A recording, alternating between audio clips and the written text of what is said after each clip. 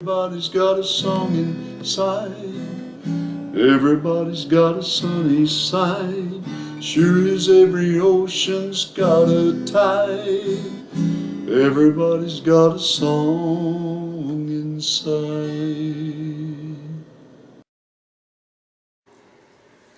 Okay, Roland Willits, and I'm here with Alberto Perez, and Alberto and I were discussing what we just discussed on the video, some techniques and on doing the video. And I have 2 cameras right now, and he's saying 3 would be awesome with a couple that are close view. In other words, they're bringing the individual. And he was saying, well, they do that in the movies. And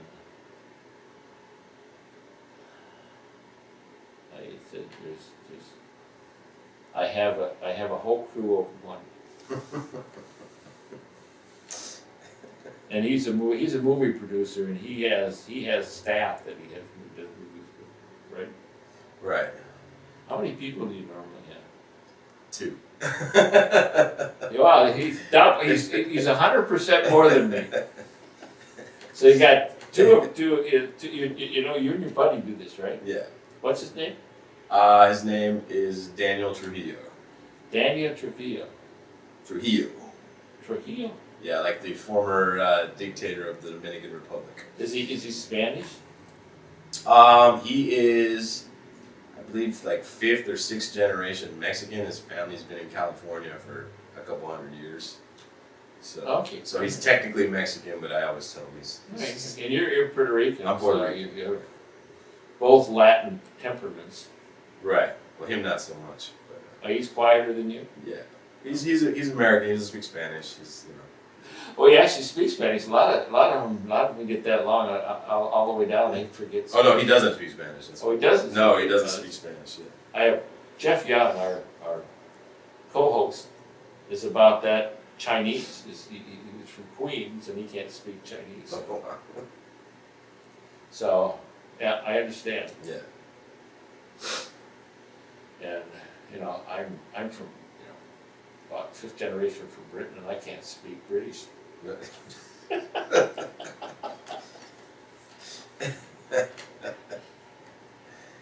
So we all have that, and we're talking about different ways that we can improve Omen Stories video stuff. And one is to get another camera and put in between. Okay? And then have more close-ups. We can do that. That might be a way if we got into higher end. Yeah. Into the next step. We're, like I say, we're going to go. One of my processes next year is to go into doing TV show. Doing a video hour instead of a 2 hour. Right now we got 2 hours of audio. And radio shows, and I thought that the next step, and so, you gonna help with that? Sure. Cool. Well, wouldn't that be cool to have a TV show? Yeah.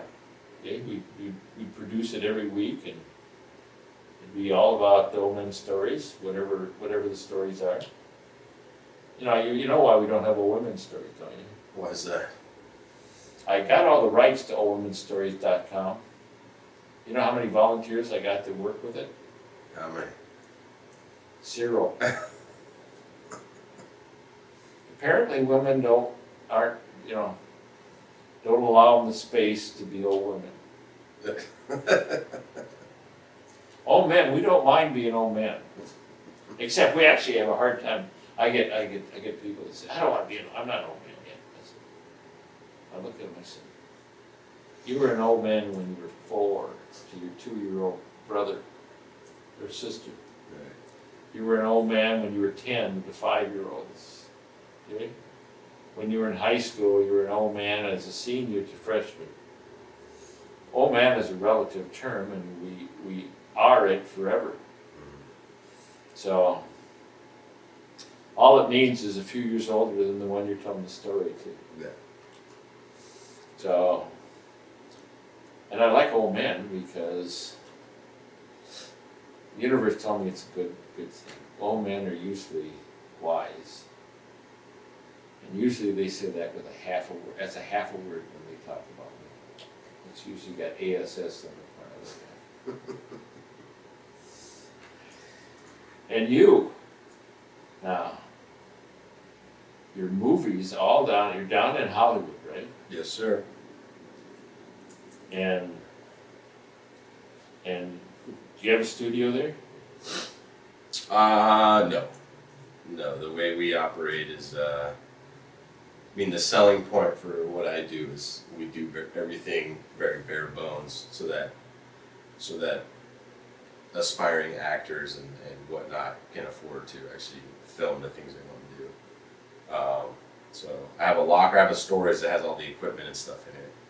But most of our post-production stuff happens at the house in the apartment on the computer and stuff like that. I mean, that's the great thing about digital technology is you don't need the room that you need to do before. Before you'd have film and they'd have a whole huge table where they'd have to cut and chop and then tape and splice together all the film. You know, they had a whole they'd be on set sometimes and have a whole truck, and people would be on there laying out these just foot upon foot, hundreds of feet of film, looking through everything to try to cut it together to edit. Now you have a laptop and maybe an external hard drive, and you got the same amount of editing capabilities. Isn't that something? It's It's crazy. magic, and it just happened in the last 10 years. Yeah, it's moving so Over fast. that, Yeah. it's even about, it's more like about 6 years. Mhm. It's just, that's where I started Owen Stories, the reason I started it. And you're doing the same thing.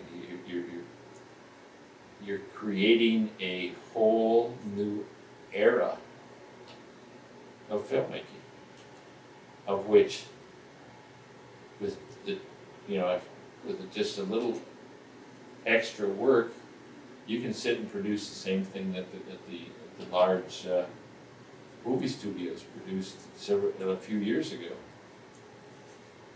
And that's really cool. So you're doing that right this second, aren't you? Yeah. And you're gonna make a 2-hour movie. Yeah. Finishing that one up. You just finished it, Yeah, just doing the editing. Yeah. The thing you don't like to The do. thing I don't like, yeah. So I Does guess your buddy like to do it? he actually does like to do it. That's one of his strengths. So. Oh, that's great when you get Yeah. someone that compliments Right. person with you. Right. Does your mother like him? So I met him one time. He lives in LA, so. What? But he But it's okay with her, huh? Yeah. You got, I mean. He's a few years younger than me, so I have that old man over him actually. Yeah, you're an old man. Yeah, you Yeah, are. yeah. That happens, doesn't it? Well, so how much older are you? I am 12 years older than him. Wow, so Yeah. he's really a youngster, isn't he? Yeah. Because you're not that old. No. So he's just a newcomer right out of the bag, Yeah, right out of college. right out of college. Yeah. So he's finished college, huh? Yeah. Cool. So this is going to be real exciting because I know one time I got an interview with you for one of the radio shows, and it was really cool the way we did it. I think I was sitting in the middle of Texas, and I got a hold of you, and you were in a car riding home from Las Vegas. Yeah. Now that's what you call digital magic. Right. And we had an interview over the phone, and it went on the radio. I got the interview, I think it was Thursday or Friday, and it was, or maybe Saturday, and it was on the radio show on Monday. That is, and we can create these things. And you and I just create all this magic stuff. It's phenomenal. Like doing magic. Yeah. And you write too, don't you? Write all that stuff. Yep. I feel like that's my strength more than anything is the ability to create ideas quickly. And more than anything, that's the one thing I know. a lot of great writers, but they take so long to develop their ideas. You know, my strength is I'm able to take ideas and really pop them out quickly and really start getting to work on them. Oh, wow. You know, I mean, and everybody, you know, it's all subjective. So It is, but it's, and, some people, and, yeah, and you do it. yeah. I mean, it's something that when I was in a band and stuff, that was also a strength of mine. I was able to come out with ideas musically quickly, you know. And I've never been one to just completely attach myself so much to an idea that it never gets fully developed. I feel like that's a big problem that people have. So.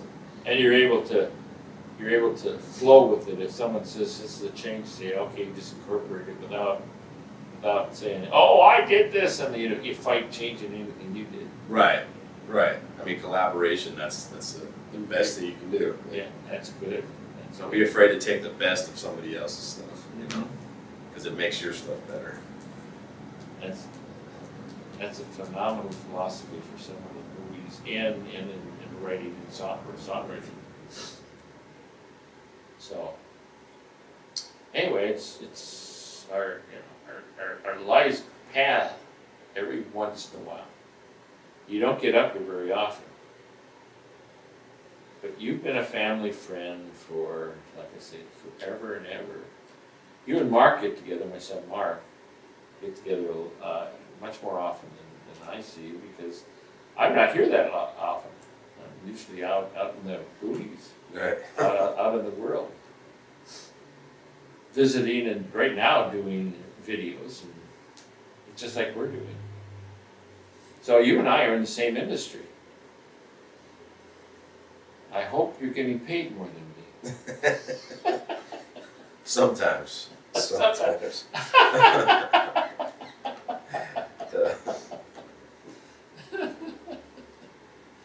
Yes, is it sort of like being a musician?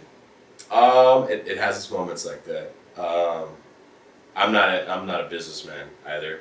So if I'm very I like doing this. So if someone says I only have this much money to shoot it, then I'll work with them. That can turn into a problem sometimes, because no matter how small the amount of money someone gives you, they still feel like because they paid you, they're owed a certain amount, a level of service. Which is not compatible with the amount of money. Right, when we start breaking that, I mean, I can share a story. Recently, I shot a short film for an actor that I was, she was an acquaintance because I used to be in a theater company. And she approached me on another set, said, hey, I have this idea, I want to shoot it, but I don't have that much money. And I said, you know what, I know you, we'll figure something out. And we shot the thing for her, and it's been a nightmare ever since, because it's constant emails, phone calls, like I want this, I want this, I want that. And then somewhere along the line she forgot that the time and the hours put into it don't equate to what we agreed upon in the first place. And I'm too nice sometimes. I try to accommodate, just because a lot of stuff is word of mouth too, and I want her to tell everyone that we did a great job. But it gets to a certain point where you get taken advantage of, Yep. And that's the people that actually shoot the movies you watch do not get the appreciation that they deserve. So a lot of times people just think anyone can shoot a movie, and then when they finally get on set, it's not. It's I know that. yeah. I mean, I enjoy doing my movies and that, but they're fixed, and they're volume. And I don't spend a lot of time editing. And when you're doing movies, you spend a huge amount of time editing. Bring in special closeness. So you actually create different lighting after you start doing it, and put special effects in, and just those are just tough stuff. Get it right, get it really nice at the same time. Yeah. I mean, I do quickies.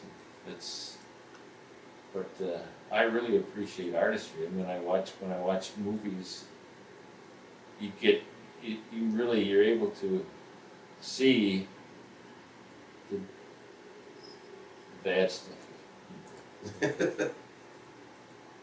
And you're a real critic, aren't Yeah, I can be. It's kind of hard.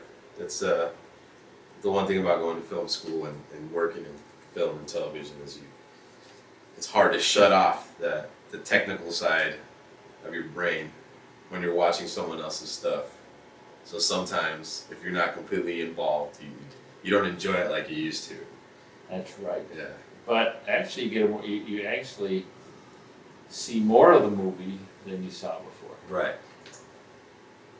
And because you're right, you get to watch the characters develop and actually appreciate the technical part of it.